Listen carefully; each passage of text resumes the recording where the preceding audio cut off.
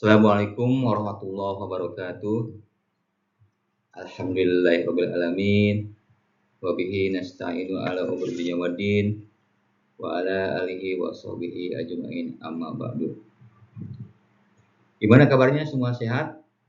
Alhamdulillah sehat semua ya. Walaupun kita tidak bertatap muka dengan seiring kemajuan teknologi, kita bisa Zoom ya. Iya, untuk hari ini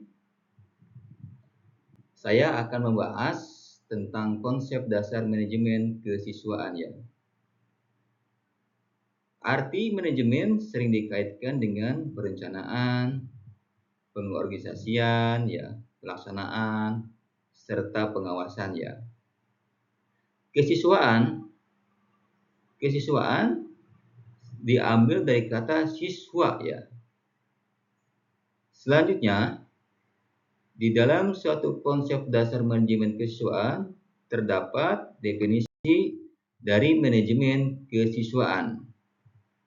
Manajemen kesiswaan adalah suatu penataan atau pengaturan segala aspek atau aktivitas yang berkaitan dengan peserta didik, yaitu dari mulai masuknya peserta didik atau siswa sampai keluarnya peserta didik atau siswa tersebut dari suatu sekolah atau suatu lembaga pendidikan.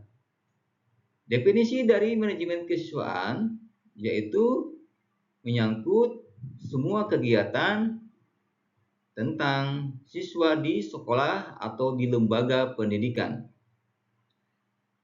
Selanjutnya, di dalam suatu manajemen kesiswaan terdapat tujuan umum dari manajemen kesiswaan.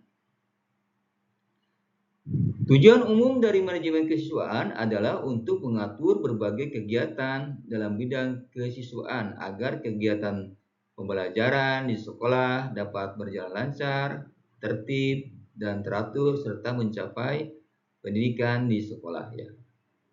Itu adalah tujuan umum dari manajemen kesiswaan.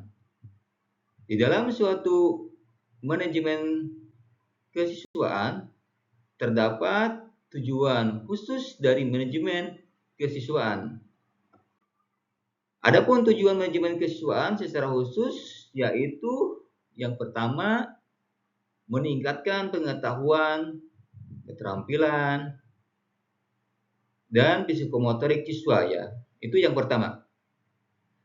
Yang kedua, menyalurkan dan mengembangkan kemampuan umum atau kecerdasan, bakat, dan minat siswa. Itu yang kedua dari manajemen kesiswaan ya, secara khusus ya. Untuk yang ketiga, menyalurkan aspirasi, harapan, dan memenuhi harapan siswa ya. Itu yang ketiga ya dari manajemen kesiswaan ya.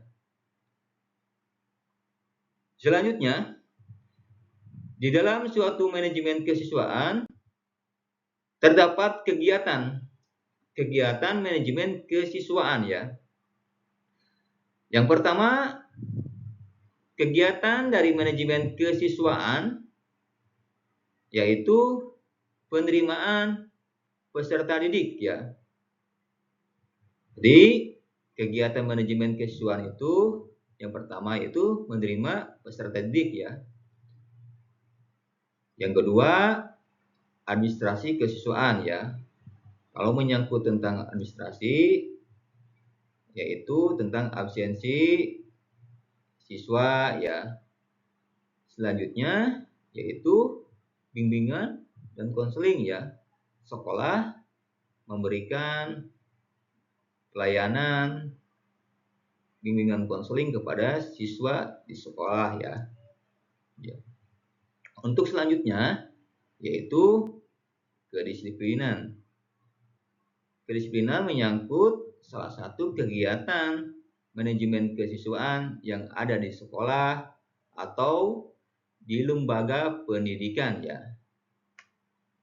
Untuk yang terakhir dari suatu kegiatan manajemen kesiswaan, yaitu kesehatan dan keamanan.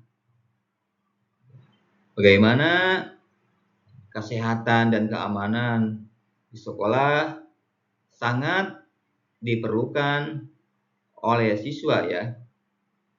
Jadi sekolah memberikan kesehatan dan keamanan di lingkungan sekolah atau lembaga pendidikan. Selanjutnya, di dalam suatu manajemen kesiswaan terdapat prinsip-prinsip manajemen kesiswaan. Yang pertama yaitu siswa harus diperlakukan sebagai subjek dan bukan objek. Arti dari konteks siswa harus diperlukan sebagai subjek dan bukan objek menurut konteks pendidikan, artinya yaitu seharusnya siswa tidak hanya menjadi objek penerima informasi ya atau pelatihan, tetapi juga menjadi pelaku aktif ya dalam proses pendidikan ya, di mana potensi atau perkembangan kemampuan siswa dalam pembelajaran perlu diapresiasi oleh guru ya. Yang kedua, keadaan dan kondisi siswa sangat beragam, ditinjau dari kondisi fisik, kemampuan intelektual, sosial, ekonomi, minat, dan sebagainya ya. Itu yang kedua, prinsip-prinsip manajemen kesiswaan. Selanjutnya, prinsip-prinsip manajemen kesiswaan yang ketiga. Yang ketiga yaitu pada dasarnya siswa hanya akan termotivasi belajar jika mereka menyenangi apa yang diajarkan ya. Apabila siswa termotivasi belajar, ya mereka perlu menyenangi apa yang mereka disukai ya. Misalkan mereka menyukai pelajaran informatika, otomatis mereka juga akan semangat untuk mempelajari mata pelajaran informatika ya. Yang keempat, dari prinsip-prinsip manajemen kesiswaan yaitu pengembangan potensi siswa tidak hanya menyangkut ranah kognitif tetapi juga afektif dan psikomotorik ya.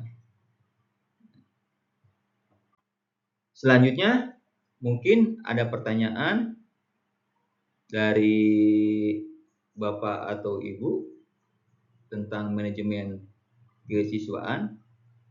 Ya, silakan. Pertanyaannya, mengapa manajemen kesiswaan perlu diterapkan di sekolah?